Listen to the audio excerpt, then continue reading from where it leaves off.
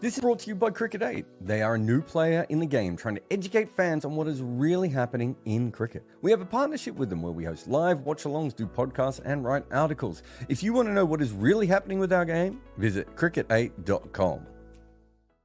If you make any content, Minvo Pro is the tool for you. Take your long format content and cut it and slice it for social media. This AI-inspired weapon will turn your one piece of work into so many clips. Try Minvo.pro now.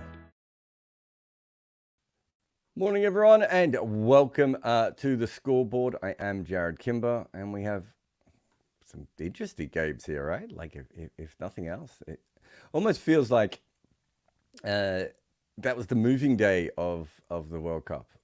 New Zealand hadn't yet played a game, and some of us had worried a little bit about where they had to play their games, as it may not be, especially the teams that they were playing against. That wasn't going to work. Well, I think we got our answer on New Zealand.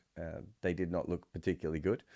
And Sri Lanka, this was their chance of going out there and making 165, maybe 185 after the start they got, putting themselves in a good position, and then getting an easy win against Bangladesh, because Bangladesh were never going to make that many runs, and they didn't do it either. So I feel like a lot went on, and of course the Canada Ireland game, which was absolutely fantastic. Again, another test team struggling and probably out of the tournament already in Ireland, and Canada kept up their good form from the first game. Yeah, a lot of us thought that USA could do some good things. We thought there was certainly an element of that was possible. I don't think as many of us had Canada in the quite in that level, and they played sensational cricket. 2 games in a row, they played really good. So let us get on with the show,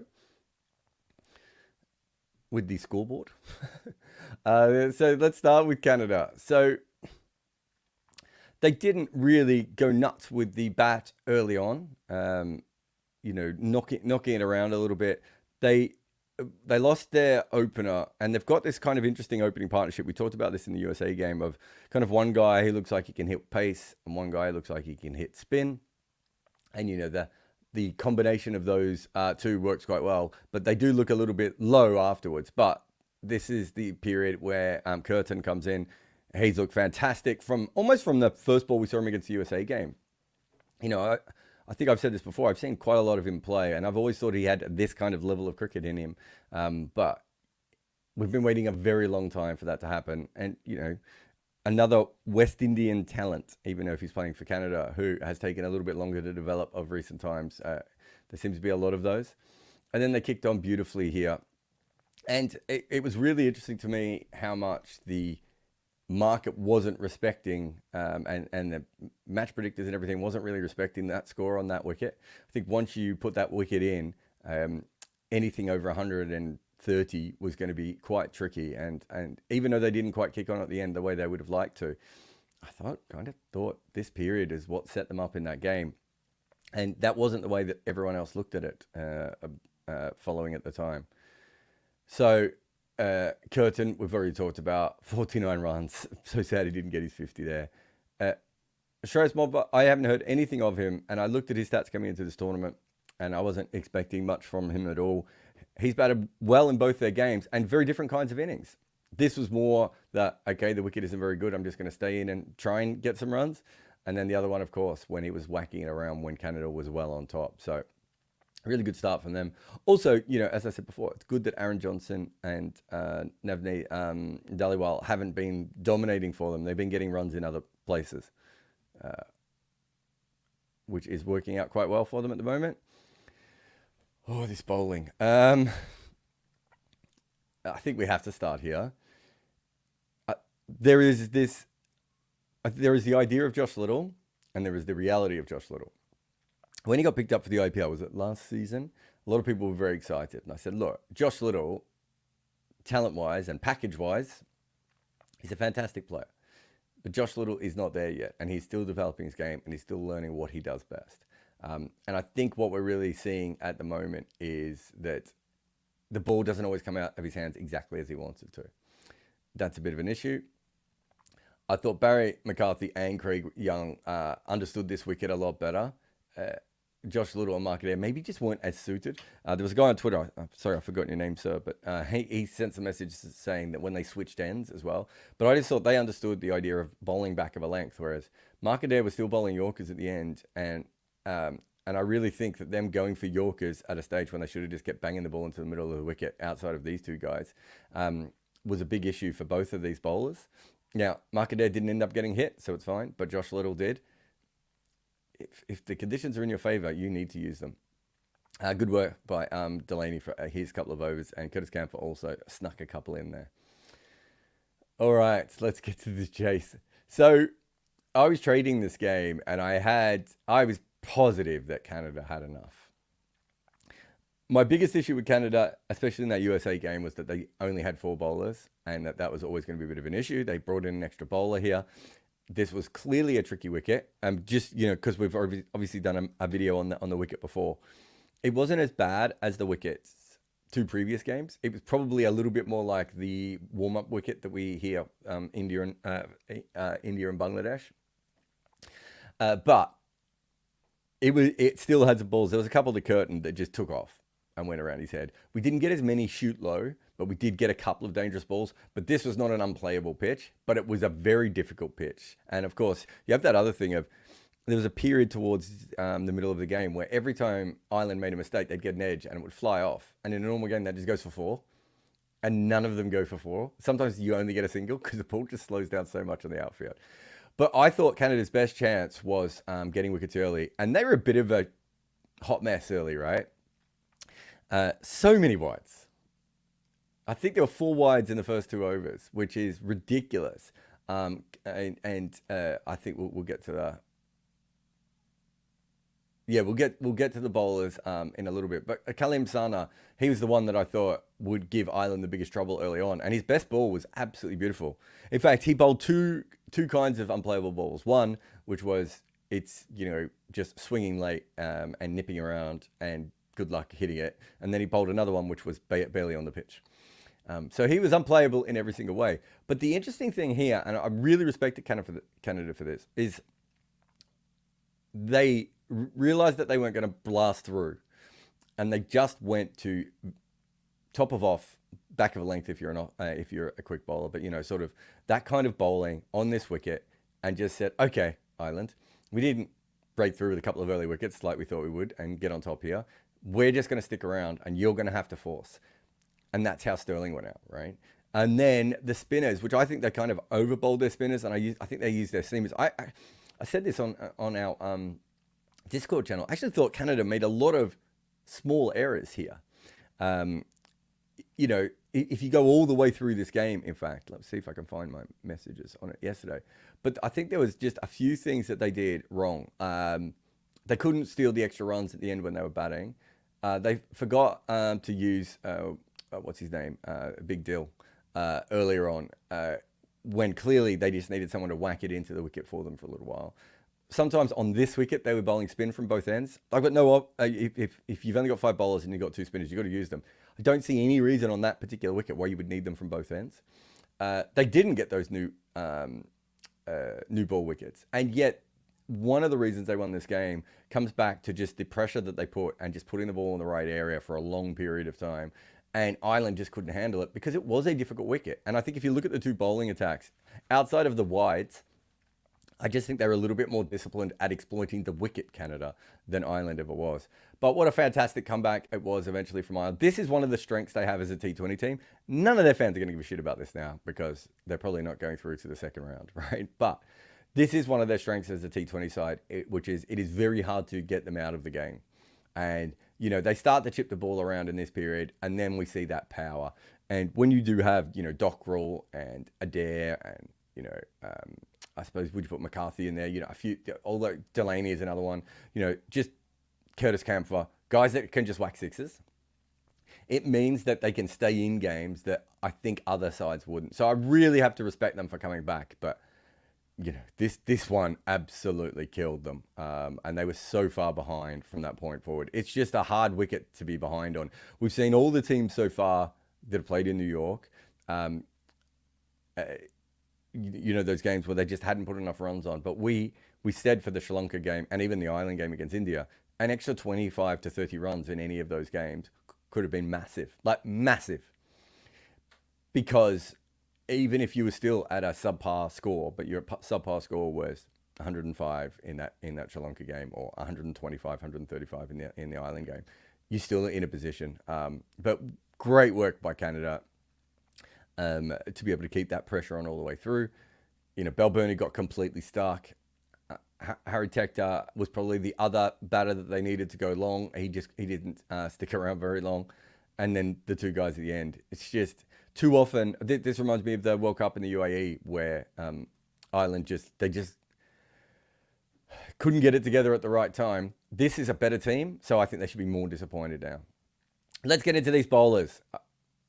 Curtis Campher did so well that he played for both teams. Varun's going to be annoyed that he's done that, but that's fine. So I wanted to talk about this a little bit because I'm really fascinated with what happened with Canada's bowlers here. So this is, as I talked about before, Kalim Sana, we thought he was the guy that would do the damage. His best ball was absolutely brilliant, but his worst ball was off the pitch. If he can get like 15% more accurate, I think he would be a fantastic bowler. You've got the two spinners here. Junaid Siddiqui came in as their fifth bowler. Basically bowled straight breaks, but he bowled leg spin with good energy at the stumps without spinning it that much, and the ball was stopping a little bit in the wicket, which meant that Ireland had to make decisions. And even when they were scoring off him, there was an element of risk. I talked about in the previous game, I'm a big fan of Saad bin Safar. I've seen him bowl quite a bit over the last few years. Knows exactly what he's doing. Very clever bowler and everything else. I'm glad he had a very good day there. But these are the two bowlers that absolutely suited this wicket. And if you go back to the Ireland situation of before, where you had, where would they have been? You might have had McCarthy here and Young here, wherever it was. These are the kind of figures that Ireland needed from those bowlers. And perhaps it was bowling at the wrong end. And Canada just had the ability to do that. But I do think it just took Ireland a little bit longer to work out what that length was. Whereas there was a couple of balls with Canada where I was like, what are you doing? Just bowl this ball. Just bowl this ball. I think Jeremy Gordon at one stage bowled a half volley. And I was like, you don't never need to be anywhere near a half volley. The only reason you would bowl a half volley on this pitch, Jeremy Gordon, is if you slip over on a banana peel at the crease. But once these two guys found their range, and the fact that Ireland couldn't really get rid of the spinners because of that stop nature, that was pretty much it. Brilliant work by Canada there. What a game, and I think that a lot of people don't know of the history of cricket in Canada, and obviously they're not co-hosting this tournament, so not as much has been spoken about them. But they played in that game against the USA all those years ago that everyone keeps talking about. So we know that cricket has been part of Canada for a very long time. We know that there was discussions at the highest levels about bringing them in as a test playing nation around the 1950s. A lot of that was sort of a touch of probably racism from the people involved, because they were bringing in another one non-white side and they wanted to bring in another white side to balance it off. And even Canada thought they weren't probably ready for that. But to be fair, New Zealand weren't probably ready when they got test status either. Just getting in the club gets you a lot better. But then, of course, they play in the World Cup in 1979. We have the great 2003 World Cup with John Davison, one of my favorite cricketers of all time. And, they've been there and thereabouts for a long period of time. They have a long cricket history. It's, again, one of these places with a small community, but those people, and if you think about all those different eras that we're talking about, this isn't just an expat thing. This isn't just a recent thing because a bunch of people have moved there from different parts of the world. Canada's had a cricket culture for a very long time, and what a moment for them to beat a test nation. And even if they didn't beat Ireland, how well have they played in 2 games in a World Cup? Just absolutely fantastic. I think I said this on Twitter yesterday. The amount of times I was told that if there was more teams, it would just completely ruin it. We'd have one-sided games. We will have one-sided games, like the Uganda, Afghanistan game is a perfect example of what can go wrong when associate cricket has to play a test-playing nation. And there'll be more and more of those games in this tournament. But actually, so far, the associates have been spectacular, and they've really brought the noise. And when they've played each other, it's been fascinating games. The Papua New Guinea and Oman game, is that what I mean? No, Papua New Guinea Uganda game was absolutely fantastic. USA Canada game was another game that was absolutely fantastic. Like, we've seen some great moments so far. And you have to say that it is a big part of it. All right, where are we next here?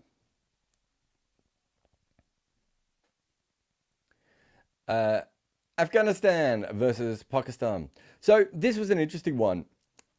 The all the bookies had Afghanistan as a massive outsider at this 2-1, and I was like, I think they should be favorites for this game. Not massive favorites, but like marginal favorites, right? Like, and I didn't really understand the idea behind that. Because the game was being played in Guyana, and that's exactly where Afghanistan would want to play New Zealand. On top of that, Afghanistan has played a game there already, and New Zealand is coming in cold. I can't remember if it was the New Zealanders who talked about, trying to acclimatize to a pitch like that. I think it was them, unless I'm misremembering now. But either way. But then the worst thing that happened in New Zealand is, and I think one of the things we don't talk about enough for them in World Cups is people go, oh, they always do well at World Cups. Well, one of the reasons they always do well at World Cups is because they generally have very good new ball bowling, and they find a way to get wickets, and they put pressure on other teams, so they limit sides from having those massive totals against them. And that's a big part of the reason that they're so consistent at World Cups.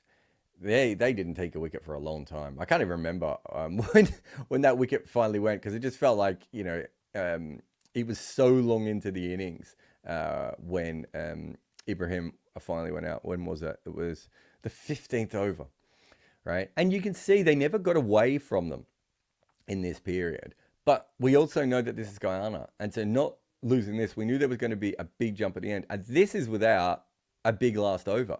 Now, Trent Boult didn't get hit for many runs in that last over. So they really picked it up and went completely nuts here. And Gabaz is obviously the player that we'll talk about. But this pattern is probably a little bit old school T20. And to be fair to Afghanistan, they certainly bat in an old school way.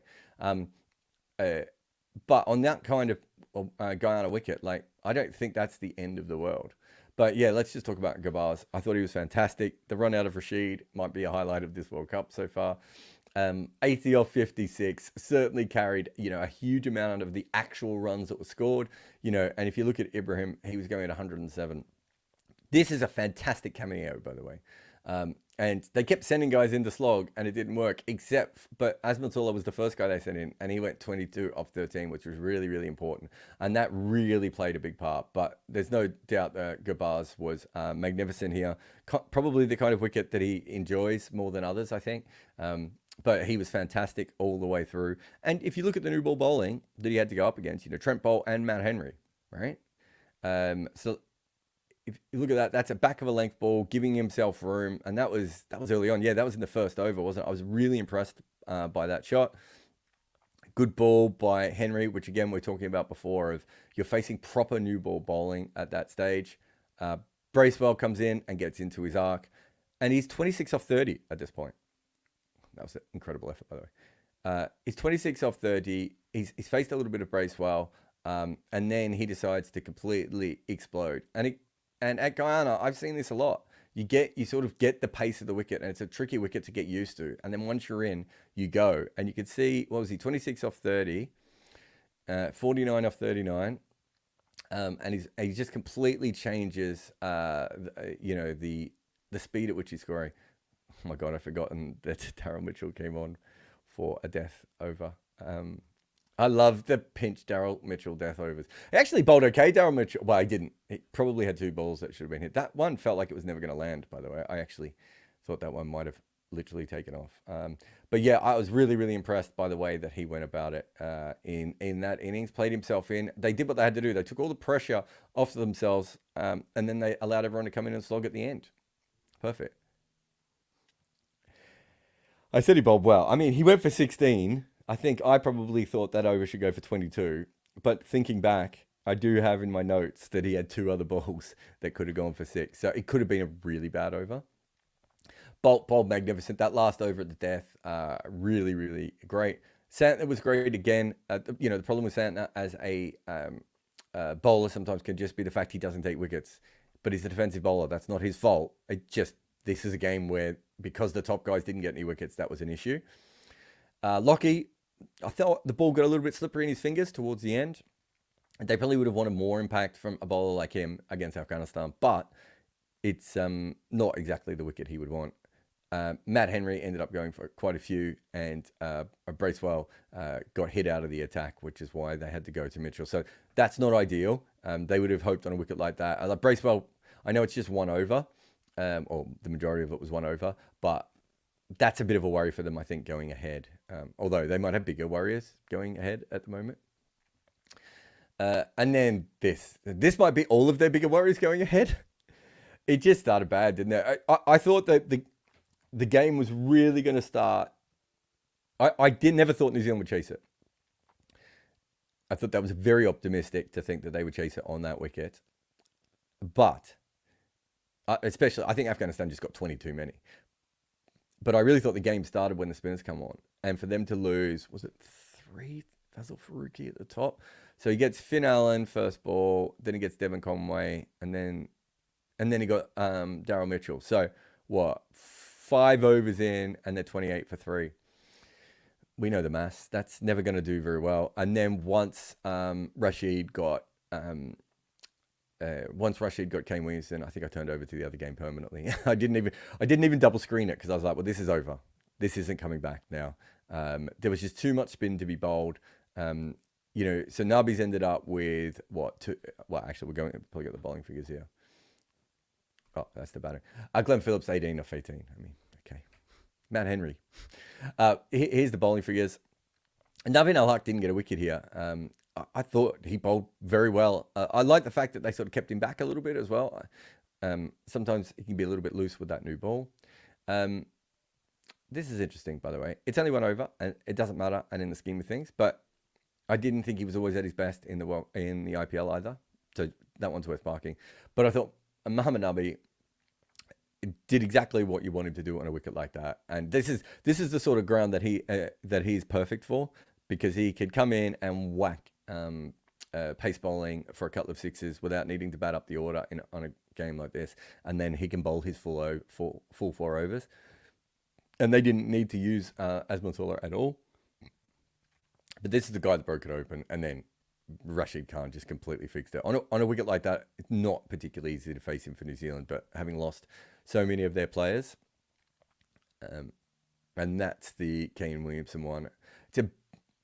Kane will be disappointed at that looking back, but I think the main reason he should be disappointed is it's not the, oh my God. How have I managed to go back so far? I'm not even on the right game now. One of the main reasons is that he'll be disappointed is just if you have a look, this is the first ball after the power play. They've got a slip in place. It's a shot of his. No one's got a problem with that, but it's just a little bit loose. Yeah, it is what it is. But certainly not ideal. But first ball after the power play, that just took away any chance they had of rebuilding or anything else. And then later on, when the Mark Chapman is trying to move it on, trying to put some pressure back on, gets one to slide through on him. And you can see how low that hits. Like, it was a shorter ball, but also Rashid Khan knows that he can make those balls do that. And then we got another wicket later on for Bracewell. So brilliant work from Rashid Khan.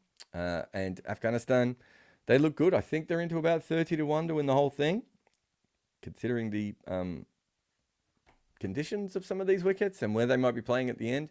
I still worry about their batting, but perhaps if Gurbaz or one other guy can keep playing innings like that, who knows? Oh, this game broke me. This period, some of the ball striking and the timing in this period, I just thought was exceptional.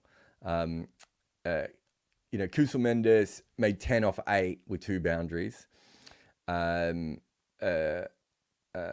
Mendes came in. He hit a boundary almost straight away as well.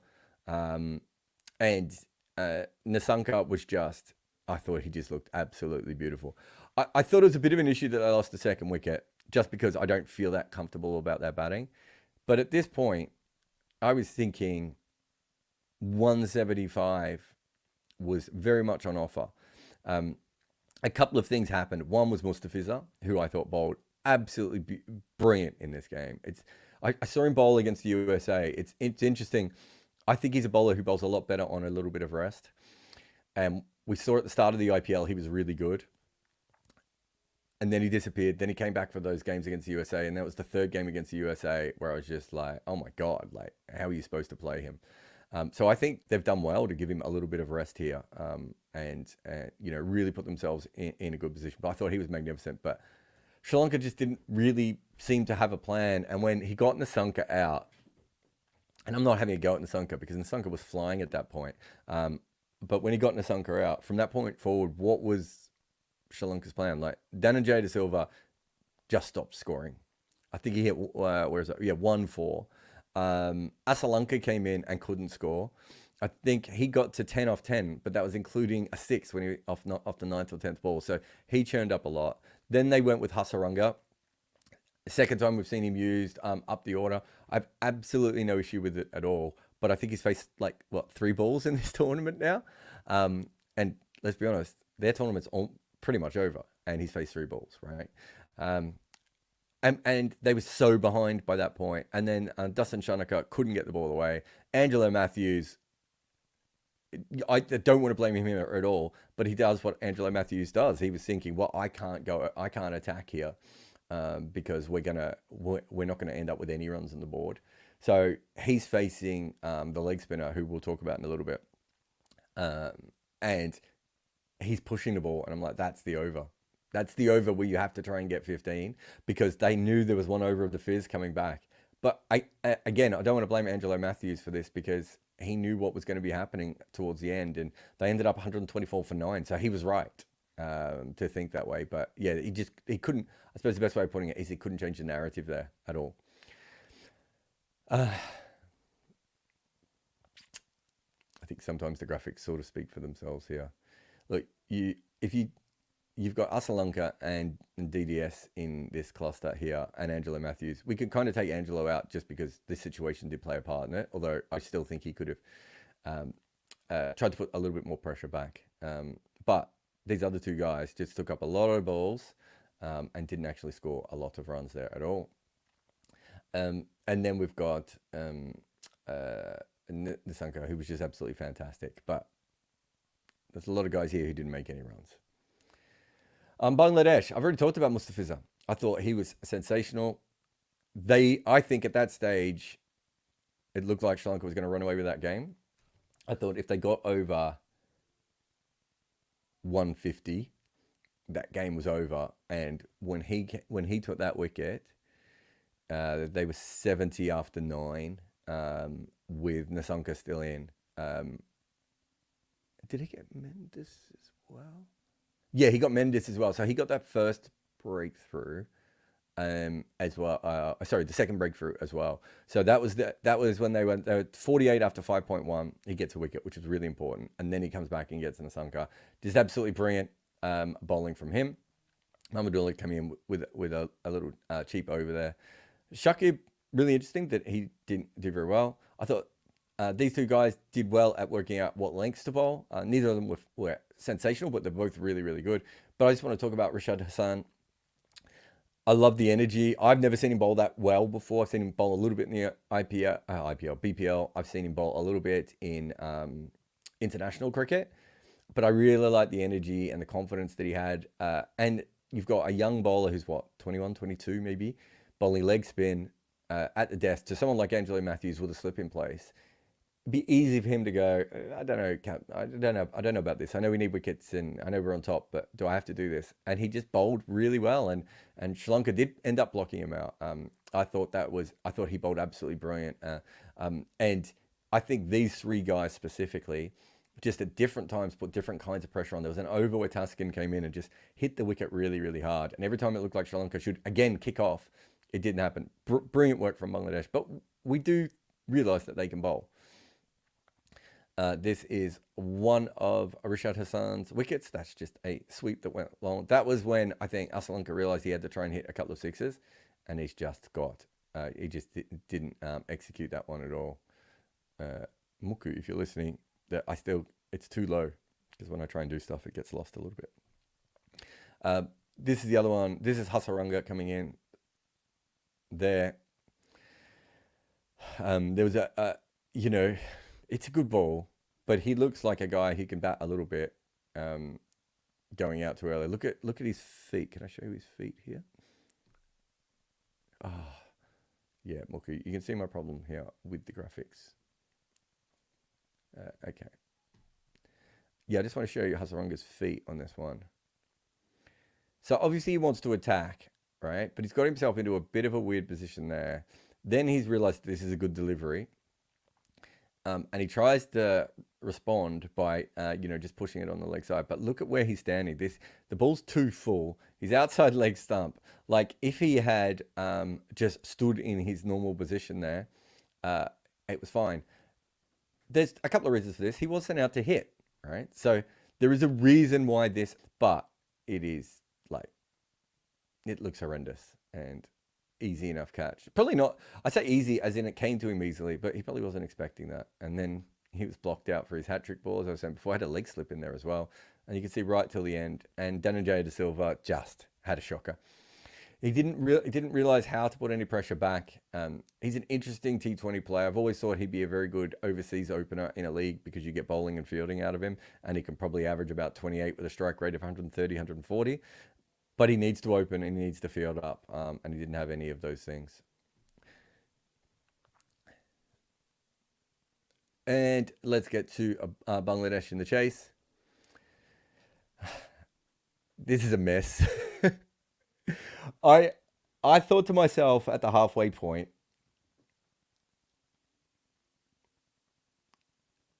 that Sri Lanka, I put a bet on Sri Lanka at, I can't remember what it was, maybe 5-1.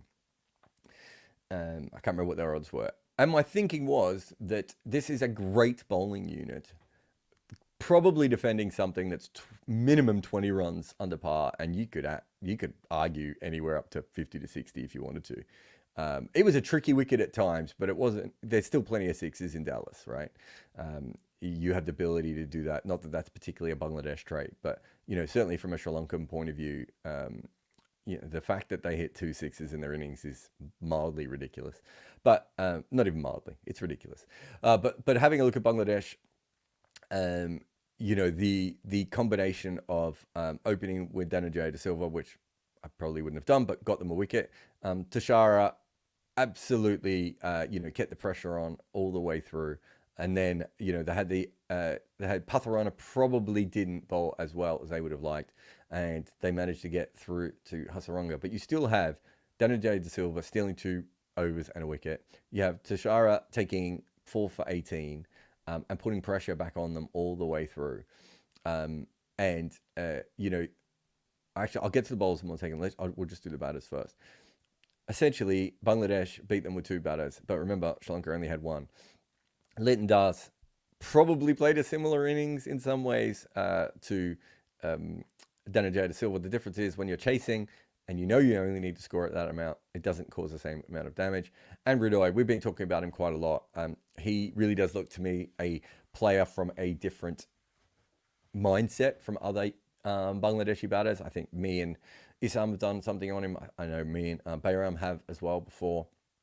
I really like the way he looks at the game. 4 sixes. 4 sixes. He hit more sixes than I think Sri Lanka did, right? Isn't that what I just said? Brilliant from him to do that. But you can see again, they didn't have that much else. But when they were, when did Shakib go out? So they lost all those early wickets, and then they sort of just crawled over the line at the end.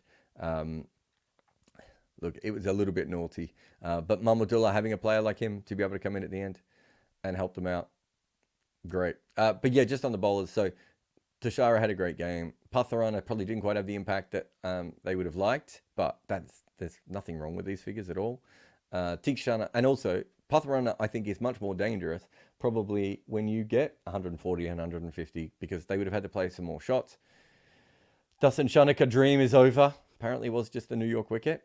Hasaranga was fine, but probably not quite at his best. But if you're defending 125 or whatever it was, you probably just need to be, all of your bowlers to be completely on top form. it wasn't that they weren't. It's just that, Patharana probably needs to take an extra wicket and Hasaranga needs to go at sixes rather than eights. And Rudoy played a big part in that, right? You have to give Bangladesh credit. I don't know how much more they could have chased, all right? Well, they 8 wickets down with 1 over to go. So I think that still shows us quite a lot about them. But yeah, we don't need the Shara highlights here, especially he may not be a big part of the rest of the tournament. But there we have it. There is the 3 games. As I said, it was like a moving day of this World Cup because Sri Lanka and Ireland are pretty much gone, and New Zealand are in a completely different situation. Oh, we got a little promo for our latest video. We've got the MVP series finishing up tomorrow, I assume. We've got the pitch that killed New York feature up there as well, but we've got a bunch of other stuff, and we that is coming as well. Something on the history of USA cricket. We'll probably do some kind of recap on the India-Pakistan game if it warrants it as well. Those games, I like to go back and look at the cricket because a lot of people look at all the other stuff. But yeah, thank you again for everyone and supporting us and doing all the things that you do. Let's get to some of the questions, and I'll take a quick break here on the scoreboard, and then we'll be back with those in 1 second. Sometimes you just need to take the slips out and bowl defensively. And you also need to be careful with your computer's defense as well. If you need a VPN, go Nord. NordVPN.com/Kimber to get a 2-year contract with a discount, plus 4 extra months and gifts in some markets. It's completely risk-free with Nord's 30-day money-back guarantee. All right, thank you to Nord. Akshu says, watching the Ireland-Canada game at the stadium, the biggest difference between the two teams was their running. Canada recognised the conditions and ran hard. Ireland were hesitant and slow. That's quite interesting. I just think they're probably different kinds of batters. I think when Lorcan and Tucker were in, Lorcan and Tector were in, I do think they were thinking about that a little bit more. Whereas I think Sterling and Balboni are probably more stand and hit kind of guys. But you're right. I think Ireland sometimes can get a little bit stuck because they are more of a power team, and Canada don't have that, so you have to run. And you might be right that was the kind of surface action that you needed to. But thank you very much for the super chat. And oh God, I can't even see this. Why is it so small? So Krishna says, why were New Zealand so rusty with their fielding? That's a very good point. I kind of didn't put that in the show. I don't know how to explain that. The one thing I do remember is that, I can't remember who it was, but one of the New Zealand players was talking about the fact that they had been practicing in the daytime at Guyana, and the game was going to be played at night, and they were really worried about that they hadn't got a night practice in. I think I'm right in saying this, and I can't remember who it was, but someone was interviewed, and I remember thinking, oh, that's quite interesting. And then watching their fielding, I did wonder if that had played a part. Different lights, different grounds, the way you look, all these things do matter. I don't think that forgives them for bad fielding, but it could have been part of the overall reason. Anyway, that's going to be it for me today. I will be back whenever. There's a couple of big games today, so if something spectacular happens in one of them, I would have done something after the Ireland-Canada game yesterday, but unfortunately, well, not unfortunately, my son had a sleepover and there was lots of stuff going on. Although I did get a bunch of kids who don't usually watch cricket to watch Ireland-Canada, and also got to watch it with my Irish neighbour, who probably wasn't a good timing for him to come over as well. But a big thanks to everyone for commenting, for liking. We're doing the live watch along on Cricket 8 tomorrow, so come over to Cricket 8. For me, Rob, and Kritika will be going through that game. We're talking about analysis and markets and all those sorts of things. Plus, we'll have buzzers. Who doesn't like buzzers? Everyone likes buzzers, right? That's what makes the world